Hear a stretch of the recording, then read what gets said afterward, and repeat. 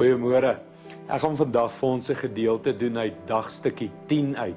En dis nou nie presies waaroor die hoofstuk gaan nie, maar hy's een skrif wat ons hier genoem het, wat ek volgende met jou wil bespreek. Dit kom uit Hooglied uit, Hooglied 1 vanaf vers 2 af. Hy sê, soen my weer en weer.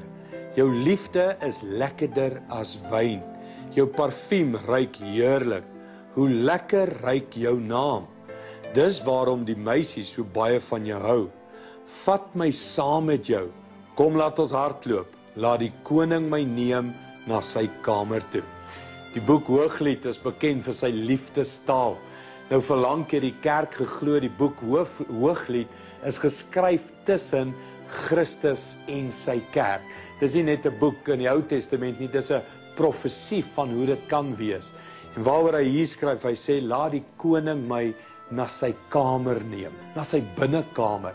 En ek dink dis God se begeerte vir elkeen van ons, om ons in sy binnekamer in te neem, om 'n intieme verhouding met ons te geniet, om ons te soen, om ons te liefkoos en om ons syne te maak.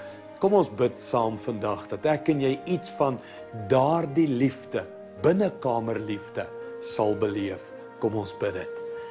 Hemelse Vader, mag ons vandag in u binnekamer inbeweeg en mag ons u liefde ervaar in ons lewens. Dankie vir hierdie verhouding in Jesus naam. Amen. Goed gaan, tot môre toe.